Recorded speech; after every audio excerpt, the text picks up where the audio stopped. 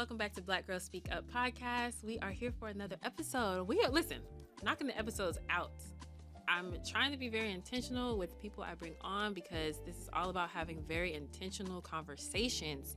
So we are back with another very intentional conversation. And my guest, listen, she's doing some amazing things. Like I feel like we met a few years ago and I've seen this journey, the travel journey, and now she's starting something very special. And I feel like this conversation today is going to be so good.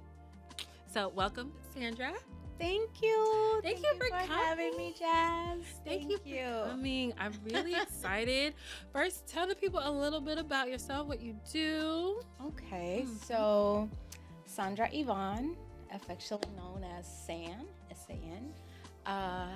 By trade, I've been in pharmaceutical sales for the past 8-9 years, and now I'm in pharmacy automation. Real techie nerd stuff, I won't get into it. But my heart and my passion is people. Yes. That's my heart and my passion. Yes. You know, once upon a time, I wish, even though I was brought up in the church, I wish that I had a space that I could go to and truly be loved on and truly be developed. Right? Because you can go to church, you can come back home, and there's no development. Yeah, there's no development. So I created Omniliv Coaching and Consulting Solutions to provide a safe space for individuals who are stuck. Yes. From their past trauma. Yes. Right. For people who want to rise, for people who are struggling with, let's say, imposter syndrome. Am I good enough? That's real. Yeah. Am I good enough? Is my voice sufficient? For individuals who want to rise to the occasion, for individuals who know that they're stuck but who want something better out of life. Absolutely. You know, and the truth of the matter is that we have everything inside of us. We have everything inside of us. God has already deposited everything that we need inside of us for us to excel. Yeah. The problem is that our minds and our hearts don't connect sometimes. They don't connect. So through coaching, I offer a framework where we talk about where you are today. We're not going back to the past because I'm not a therapist, right? I can't fix that. Listen. I can't fix it. I can't fix it. Couch. We'll address it. Yes. Right? Yes. We'll address it. However, we start where we are today. Here's where you are today. What's in your hand? Yes. What's in your hand? What you got in your hand? What are you carrying? What do you need to set down? Yes. And then you got to stand up. Yeah, listen. You got to stand up. Yes. Right? Because we're carrying all these things that we were never meant to carry. Absolutely. We're carrying past judgments that were spoken over us. As kids, you got a big butt. Or you ain't got no butt. Yeah. Or you got bad hair. Or you got a big nose. Yes. Or you're light-skinned. Yeah. Or you too dark. Ooh. Or you too round. Or you too skinny. Or a man comes into your life and it throws your whole world upside down. And then you're broken, shattered into pieces. And it really wasn't about the man. It was because you never got the love and affection from a father. So you go searching for love in all the wrong places. Listen, you done touched on so much. I know. I just came on guns blazing. But I love it though, because that is why we're having this specific conversation today, because of your background, because of everything that you just spoke about, teaching and talking to people about loving themselves from a very authentic place, especially after you've been through a lot. You've been through the trauma. You've been through the doubt. You have so many things, so many other voices from your childhood in your head that are telling you you don't measure up. Yeah. That you lack this. Yeah. Or you should be that. And trying to really develop your own voice is really essential, especially as you get older. When in childhood, there's a part of that is so like, okay, I'm listening to people that I should be able to listen and trust their words and what they're feeding me. But a lot of times we come from places that are feeding us negativity, where they're feeding us their projections, they're feeding us their self-doubt, they're feeding us. And so to get to a place to love yourself, and that's why we're here. Oh my gosh. She came out I'm getting all warm and fuzzy now. I was not prepared. You came out guns blazing. I'm so grateful. So they say that self-love is the best love, and God's love is also the best love.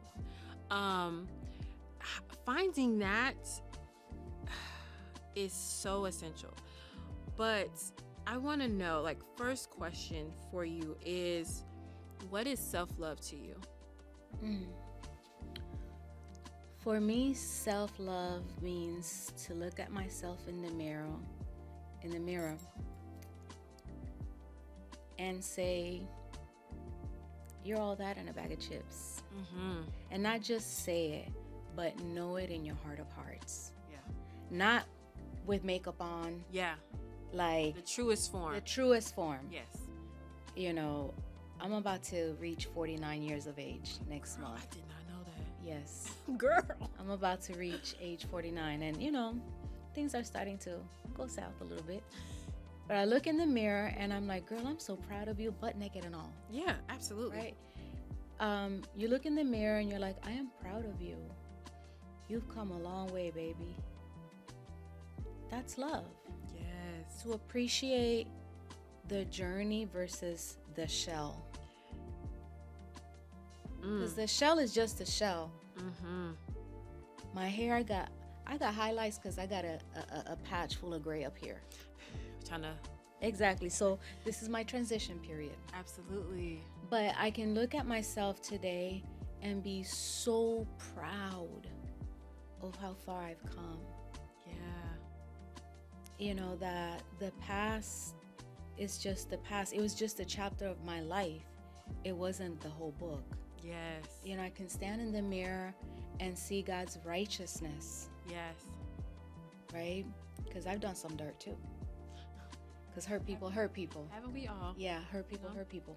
But I can stand in the mirror, in my truest form, no makeup, cellulite, stretch marks, aging skin, and be like, girl, I love you.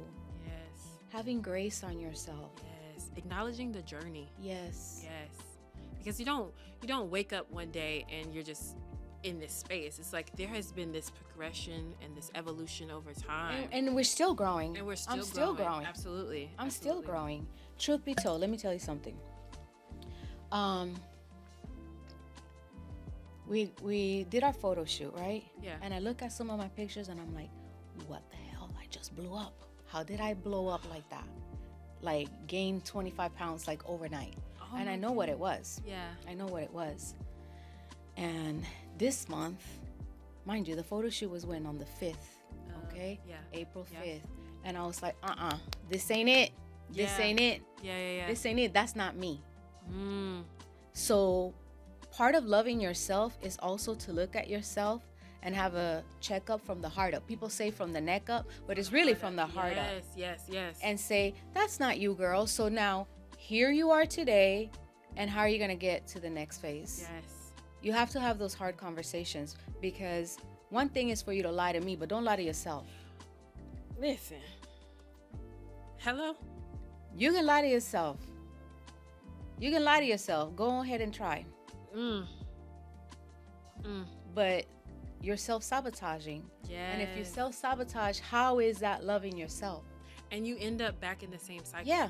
Because, oh, girl, you can't get to a place where, especially when you're trying to grow, that you're so focused on, especially like everybody else's opinion, especially when you're in transition. Like, I feel like in that moment, you're trying, I'm trying to launch something, and this is the next step. But you're looking at this and like, this is not even me. It's not. I looked at those photos and I'm like, girl, get to the gym. And I'm like, back to the meal. Gorgeous. Thank you. And I know, and I see that, but I know that that's not me. Yeah. I was like, okay, Sandra, you got to get it together. Yeah. You got to get it together. Because how are you going to, and again, this is we have to self-reflect. Yes. And a lot of us don't do that. What we do is we continue to speak ill about ourselves instead of reflection, instead of causing reflection to bring us out of. Yes. Instead, we do reflection, or whatever you want to call it, to dig us deeper in a hole. Stay in it. Yeah. And stay in it. Yeah. And I'm not going to stay in it. Yeah. Okay?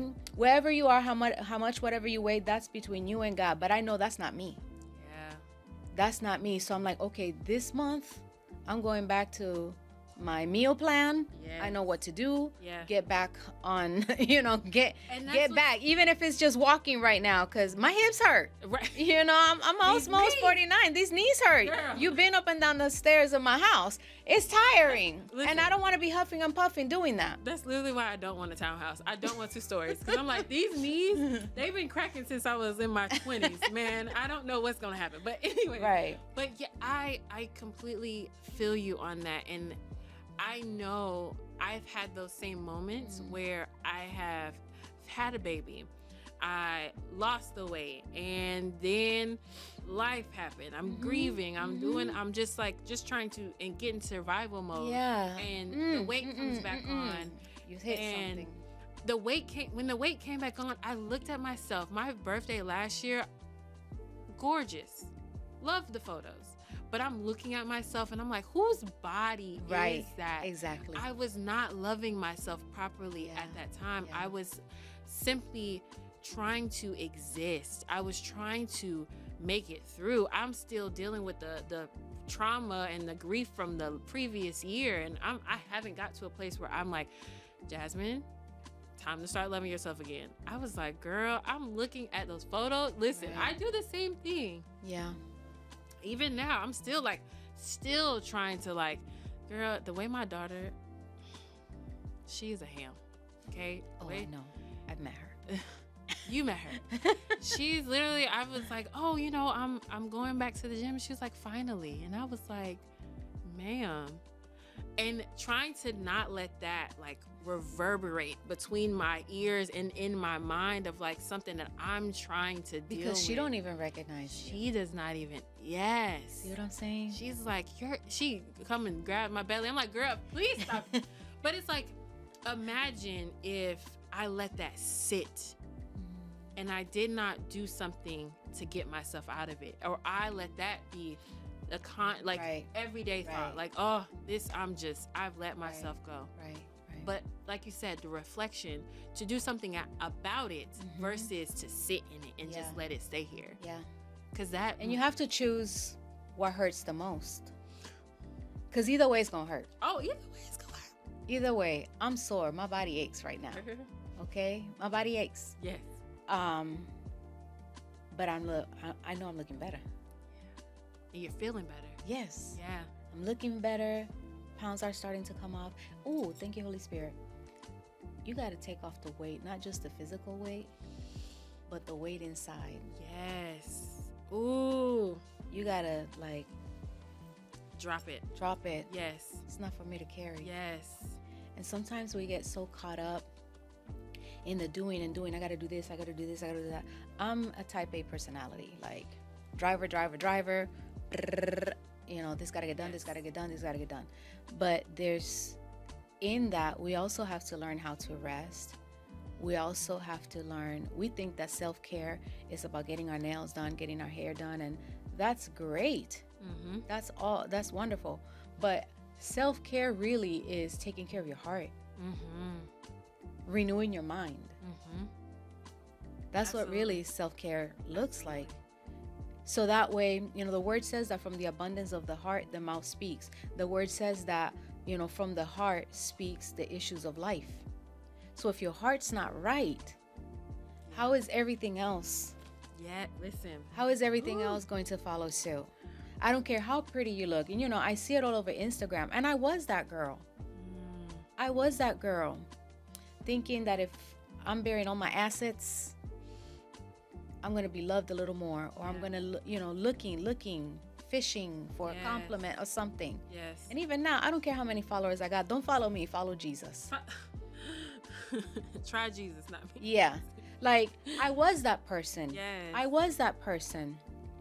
And by God's grace and mercy, people tell me, well, what's your secret? Jesus, first and foremost. Therapy. And when I finished through therapy, I got me a coach. Yes. And staying in the Word of God. Yeah. That has shown me who I am. Because here's the thing. You cannot fulfill your purpose with an identity that's not yours. You're trying to be something else that you're not. It literally won't happen. It's not. As much You will as spin try. your wheels all day long for years on end. And it's sad. There's, 40, 50, 60-year-old people trying to live an identity that Christ didn't give you that. Yeah. God didn't give you that. Ooh, that's good. Ooh. So I want to be me, authentically me, who God created me to be. Not even me, because sometimes I don't know what that looks like. God, who do you say I am? Yes, please, because I don't have your vision. Yeah, no. Because I've tried it myself. I've tried to love me right. I've tried to love other people right. I've tried to navigate this life that you have for me on my own. So who do you say I am? Yeah. Who am I supposed to be? How am I supposed to love me properly? So I can love you properly, how do I love me properly? Because I think in us really diving into who we're supposed to be, we start to love ourselves in such a way that we only accept what God has for us. We only accept what God has for us. Like there's no, like I've tried it before, like married before, done this. And I'm like, clearly that wasn't what God had for me. So here's what I learned, I like bracelets. I can't wear necklaces because they make me itch. And I have been wanting David Yerman bracelet. And I got one through work, through, saving up all these points. Yeah. And I was so excited I got a David Yerman. But I've been wearing the knockoff before. And I was like, well, it looks almost, about to say a word. It looks almost like it, like, wow. But then when I took it off and I held it to the light, I was like, sort of kind of right, but it's sort of kind of wrong. Yeah. It don't have the stamp because the David Yerman has a little stamp right here that says D, and it also comes with a serial number. So you can try to clean it up, polish it up, and look like everything. It can look like it. Oh yeah. But it ain't the authentic one. Right? And I still wear my little fake one, okay? I'm still gonna wear it, but I know it's a fake. Right. Okay? I know it's a fake, and ain't no shame, because I'm not gonna spend $700. That's another thing. That's another word, right? I'm not gonna spend $800 on another bracelet for what? Yeah. Right. But again, when I held it, I was like, man, it looked just like it, and I was like, oh no, it very different. Very different. Very different. And a lot of us are walking around with an identity that almost look right, but it's not right. And if you loved yourself, you know what? Even Jesus said, love thy neighbor as thyself. And I'm sorry, I'm a Jesus girl, so I'm always going to bring the word. Oh, listen, that's why we're here. He says, love thy neighbor as thyself. So that means that there's a prerequisite. You got to love you. How are you going to love somebody else if you don't love you? I literally just made a post and I last night, it went live today. I think it went live today. And I added the post, to heal. So that way when someone's trying to love you, you let them. Yes. There is so many people walking around that aren't healed, so they're not loving. You sabotage everything. Properly. Yes. You're not loving other people. You're not being properly. real with yourself. Ooh. So, okay. Okay, sorry. No. That's good. That was so good. Can you name a time in your life that you recognize where you weren't? Oh my God. Loving? And I'm like, we How have much time we got? Right. I'll tell you this. We have to go back to go forward. Yeah. I grew up in a household where my father had high highs and low lows. My father came to Christ at a young age. He was a pastor, but he also struggled with drug addiction, heroin to be specific. And the Lord used him mightily. He also founded and directed a drug rehabilitation center in Puerto Rico. And to this day, 40-something years later, it's still there. Oh, that's beautiful. But for me, I didn't get the love of a father because he was unstable. Oh, yeah, I'm sure. He was unstable. And I also question, well, if that's the guy he said, I don't want it. I don't think I want that because they're fake. I was judging God based on what I saw, my perception of one flawed man. Right? So because of that, all my life up until several years ago, I was looking for love in all the wrong places. To avoid the conflict in my home, because my father was abusive to my mom, when he would have those binges, he would put his hands on her, so many different things. And I was 12 and my little brother had this car accident. He was born a healthy child, and at the age of 5 he was hit by a car. Wow.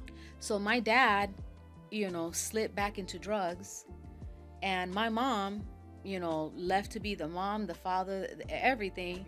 She left me at this hospital with my little brother when I was 12. My entire summer vacation. I would be there with him Sunday through Friday. I would come home Friday and I would wild out. I didn't care that I was 12 or 13. Because at this point, I think I'm grown because you make me grow up. Oh, facts. So from that moment, I just continued to look for love in all the wrong places. All the affection that I didn't get at home. And I didn't love myself because that love was not affirmed by my father. I knew that my dad loved me, but his actions said otherwise. Yeah. Like he would tell me, he would tell me I'm beautiful. He would tell me how much. But my thing is, well, if you love me, you wouldn't put our family through this. Absolutely. You wouldn't do this. You would fight hard. Yeah. And I saw, the hand of God over his life. I saw that. So that left me confused, and that confusion, me trying to run away from home because now my mom is working, full-time job. My dad is God knows where, to the point that then we later find out that my dad is,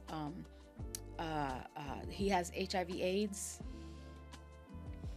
full-blown AIDS, to the point that he can't even take care of himself. So now it's just my mom, my little brother, my middle brother, Danny, and I don't want to take care of my little brother. I want to do what I want to do. I want to go to school. Exactly. Yeah. I got accepted to the Oprah Bound program, and my mom's like, that's sweet and all, honey, but you can't go because you got to take care of your brother. So now I'm hating the whole world. God first. I'm hating God. I hated my dad. Yeah. The last words that I told my father face to face was, I hate you. And we reconciled, after that. We spoke over the phone. He apologized. I apologized. He passed back in 93. But all of that led to me being in a space that, who am I? I don't even know who I am. Who am I? Yeah. Who am I? Am I a drug addict's daughter? Am I a child of God? Am I this caretaker? Now at 16, because I'm trying to escape that hellhole, I get myself into another hellhole. Now I become a single mom. Okay? At the age of 20, then I have my second child with the same individual. And he was never faithful. And when my son was just weeks old, my kid's father gets incarcerated. So when I told you I was a single mom, all the way, 100,000%. I was a single mom. Yes. Okay. So now I'm like, I don't know who I am. I didn't even finish high school. I don't have a career. And I have these 2 kids that are depending on me. Yeah. So now I'm searching. Okay, well, maybe if I get married, if I find this person or that person, they're going to love me and it'll all be taken care of. Instead of looking to God. Yeah. But I didn't want to look at God. Yeah, I read the Bible, and yes, I went to church. I even sang in the worship team. Right next to your sister. Okay? Right next to your sister. But guess what? Small world. However, I had not truly surrendered everything to God. And it went on like that during my 20s, my 30s. It wasn't until my 40s that I was like, this can't be the way. This can't be it. No. Yeah. And even then, for a long time, I ran. And I knew the word of God, and I read, and I went to church. You know, I did all the things, but I had not given my all. Yeah. You get to a place where you're So more I wasn't loving religious myself. aspect of Yeah. it. Like, I'm doing the things, but the relationship Yeah, was I didn't not have there. the relationship until I started reading the word more, and I broke down like, God, who am I? I don't even know who I am, because I'm trying to do things the way the world does it, the culture does it, but that still is not satisfying to me. I was never a clubber because I was raising kids. Yeah. And then the times that I did go to a club, I'm like, this what y'all doing? okay, I'm tired. I want to go to bed, you know? So I didn't love myself. I dated anything and everyone that winked at me. Yeah. I accepted breadcrumbs. Yeah. Because breadcrumbs is better than nothing. When you have So you think, yeah. When you have no Yeah, foundation of that self-love, Yeah. and like, there's so much greater for me. Any little like, oh, you're beautiful. Any like small thing can be like, oh, maybe this is my person. Thank you. Yeah. Like, Ooh. and you know, today someone tells me that, I'm like, I know, that's obvious. What else you see? Hello. Because there's so much more. What else you see? Listen. So when did that cycle break for you? I would say I was about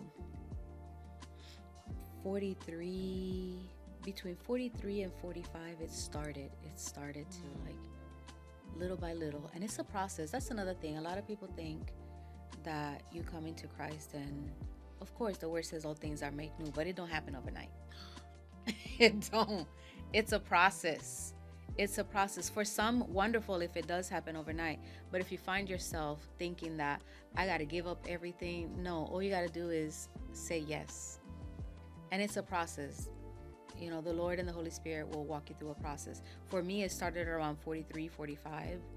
And then last year is when God was like, I have called you by name. That's not it.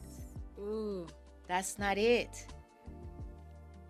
You already went through your 20s, your 30s, and you're about done with your 40s. Stop playing. And I hope that anyone listening to this don't do the same thing that I did. Because it's not satisfying. It's not satisfying. And I wish that I would have, the only regret I have is not truly standing in my you know, again, people see me and they're like, you're such a go-getter. Yes, of course, I gotta eat. You know, I'm gonna do that. I'm gonna do all those things. But to truly sit down with myself and ask myself, what do you want? Well, first of all, who are you? To whom do you belong? Where do you want to go from here? Where do you want to go from here? And what's in you that you can also share with someone else, so that way they don't go through the same thing. Yes.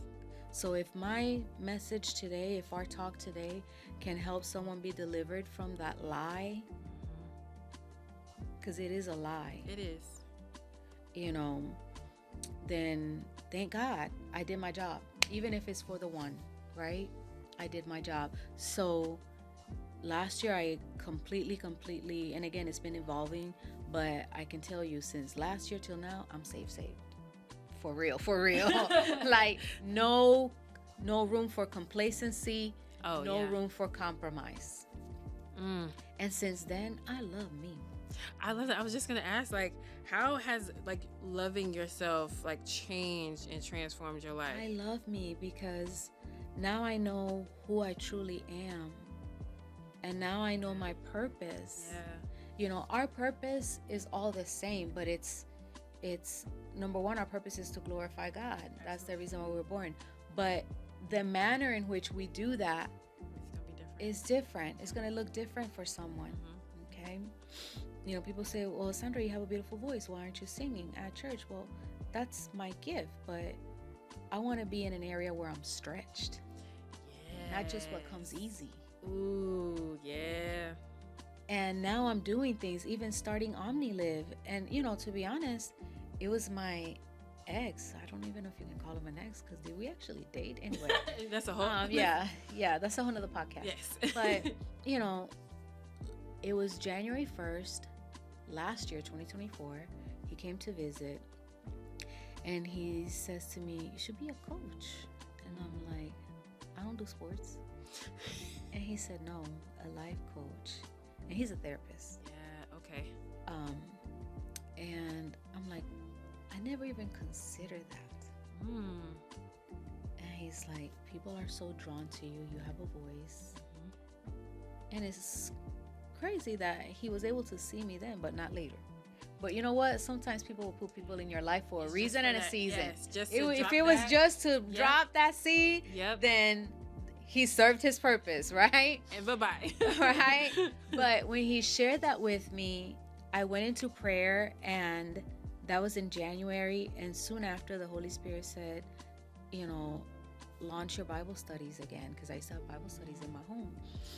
And I'm like, well, Lord, you know, people are still kind of iffy about COVID. He's like, you do everything online, so you can do the Bible study online. Absolutely. So I started doing the Bible study online, and through that process, then I went into, you know, a time of fasting and prayer, because I was believing for certain things. And it was in that secret place. It was in that time of, ooh, thank you, Lord. If you find yourself, isolated, sometimes elevation is going to require isolation. Sometimes your friend's going to have to walk away. Sometimes the phone is going to be dry, like rice. Dry. Okay? Yes. Dry. Very. Dry. But in that time, in that alone time, is where I could hear my thoughts, and I could hear the voice of God. Yes. And I was like, okay, Lord, I don't know who's going to come, because at the time I wasn't even faithful in a church. I was like, who am I going to invite to this podcast? And the Lord's like, the same way you invite people on your trips. The next thing I know, people started, like, the first night I had over 22 ladies. Amazing. On, you know, the Bible study group. And I didn't even know from day to day what I was going to teach. But it happened. Yeah. And in that time, I'm telling you, that first quarter of the year, I just started falling in love with God and falling in love with myself more and more. And beginning to see everything, you know, because sometimes we get caught up in the space that we are in today, right? Like if I'm being transparent, I'm in a Saturday season because I'm expecting something, and I know my Sunday's coming. Sunday's right around the corner, but I'm in a Saturday season because I'm praying, I'm believing for certain things, and I don't see it. Yeah. But just because God may be silent don't mean he's absent, you know? So during that time, I was asking for certain things, and I was praying, and I'm like, Lord, I want to give you everything that I got, like I had never given you before. 100%. And he showed up and he showed out.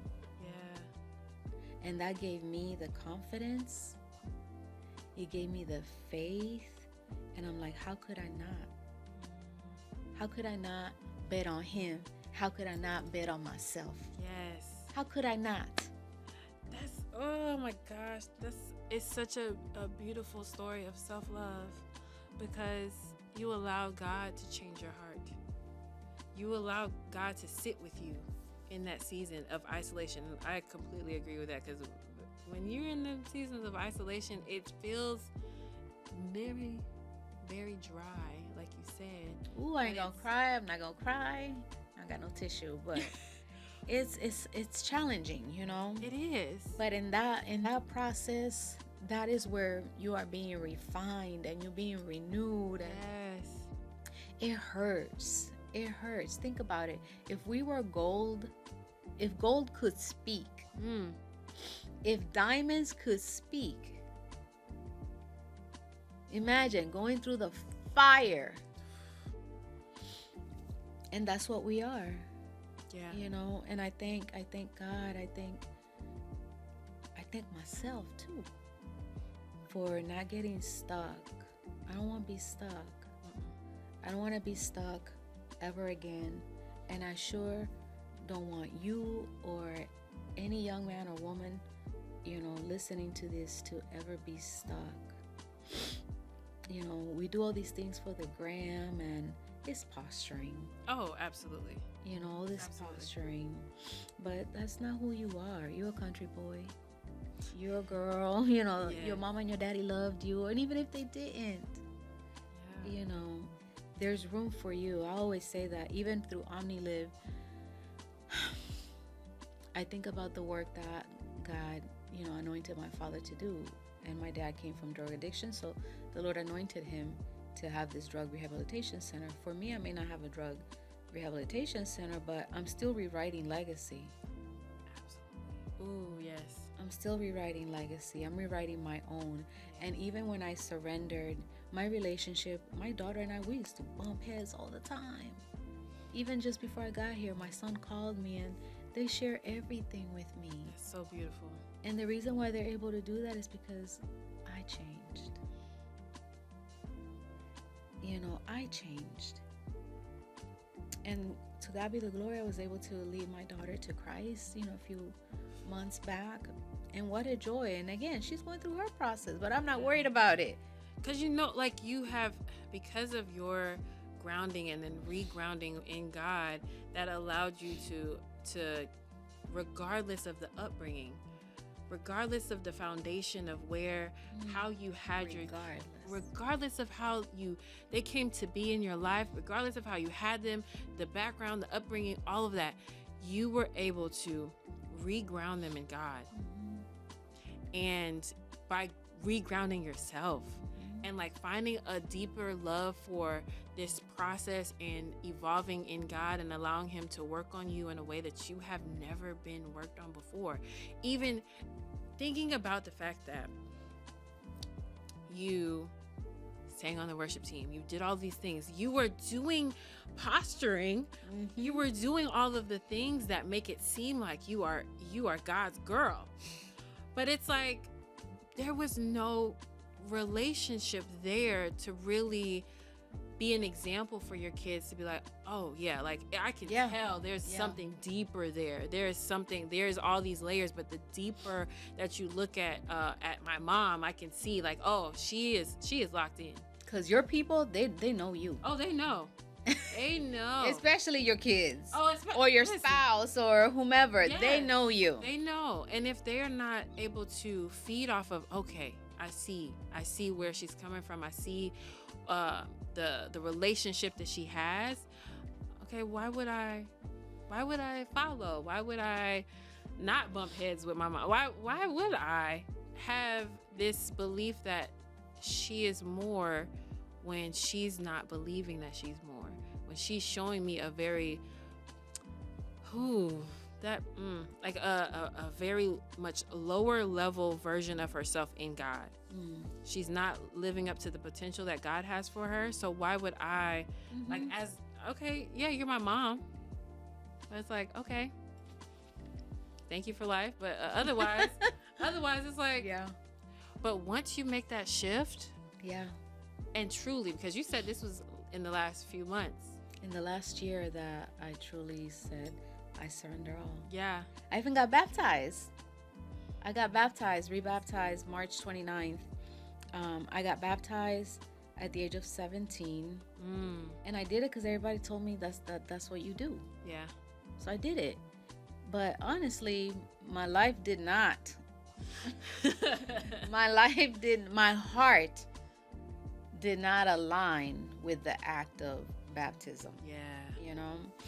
And I kept saying to myself, like, yeah, maybe I'll do it.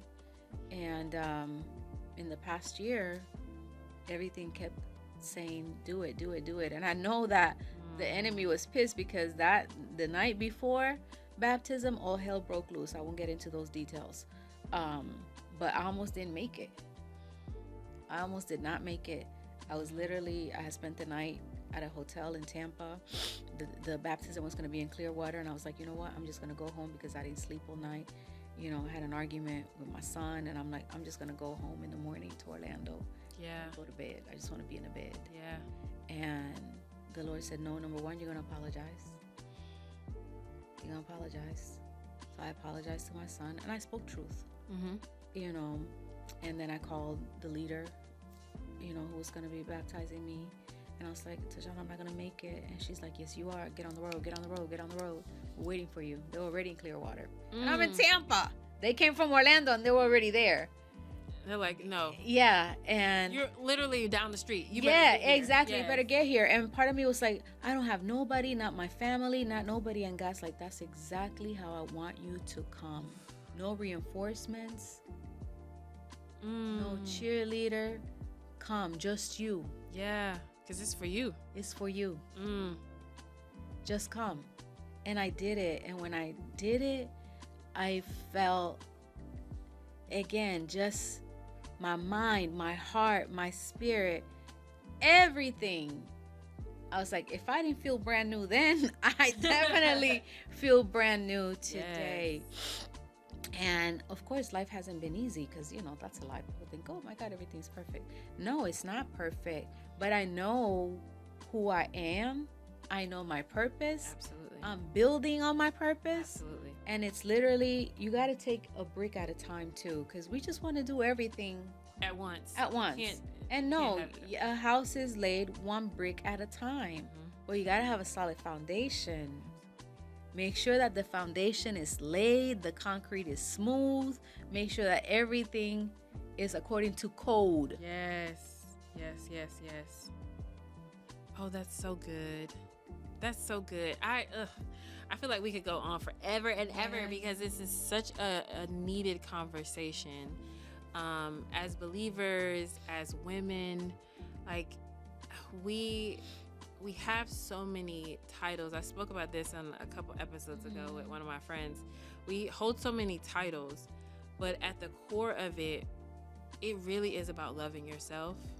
It really is about finding a way to unpack all these titles, all these things, all the trauma, once you unpack all of that and you get down to the core of who you are, that love has to be deep. It has to run deep within you so that you can accomplish all the things that God has for you. And I'm so grateful for this conversation and for you even sharing your testimony and sharing like the journey that you've been through, because it has not been an easy journey. Like we've gone through things. I've talked about some of the things that I've gone through and been through, but it really, man, once I really tapped back into like, okay, it's time to like lock in. Yes.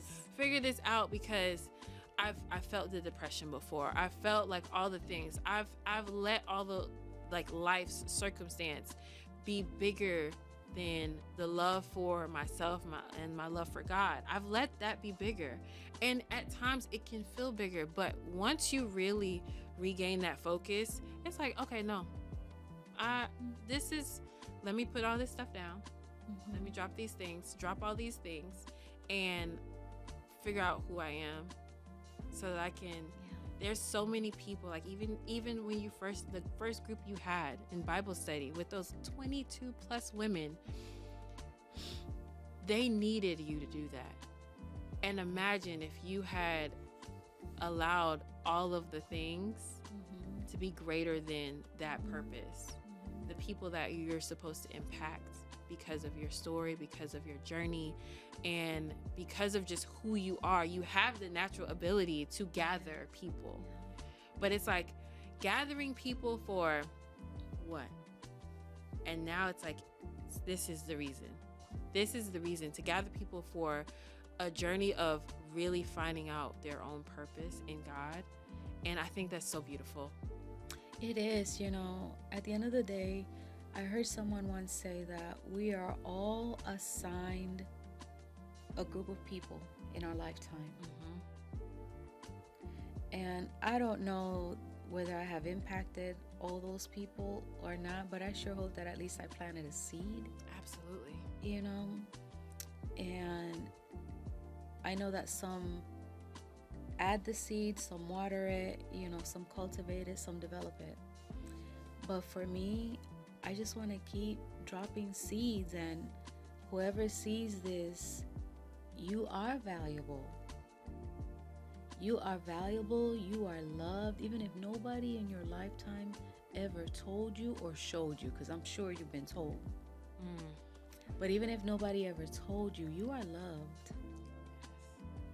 And you are fearfully and wonderfully made. And you are made for a purpose. And I don't care if you're 22 or 72. As long as you're still breathing, there's a purpose. There's a purpose. And it's not just to sit around and do nothing. I love it. Yes, absolutely. There's a purpose. Absolutely. So whatever you can do. And when you start giving, you know, we in this world where we're like boss this, boss that, hell with that. I'm sorry. Yeah. You know, you could be a broke boss. You know, you can be a BB. I want to give. I want to give and share of myself, and that's where my value and my, you know, that just proves to me that what I've been through wasn't just about me. It's so that I can impact the lives of others who are listening. Absolutely. Or to come in contact, you know, that may come in contact with me. It's not just about you. It's about your children, the ones that are born and the ones that are even born yet. Yes. You know, we get a clean slate every day that we wake up. We get a clean slate to rewrite legacy and to choose. Yes. Because healing is a choice. So I choose life. And I love me. And I love you, Lord. Oh, listen, I feel like that was perfect. I was gonna ask you some like, I was gonna ask you for tips, but you gave them, and that was so beautiful. I have nothing else to add. I think that was perfect. That really was. I feel like that was amazing. I just want to thank you so much for coming on this episode. I feel like this. Thank you for having me. These are gonna be some beautiful. It's such a beautiful conversation, and I'm just grateful because any person that I ask to be on the podcast, I know somewhat of their story, so I'm like, I know what will work and what conversation I want to have with them, and ooh, that was great. All of this is a setup, you know, at the end of the day, because you blessed me. Thank you for my beautiful brand photo shoot, you know. But even in having this discussion, I don't know about you, but I feel even lighter. I do. This morning was, so this was good. Yeah. I'm so grateful. Listen, y'all, we gotta go. Listen, go through the playlist. I feel like you can be inspired by every single episode. Thank you so much for tuning in for another episode of Black Girls Speak Up, and I will see you next time. Bye, y'all.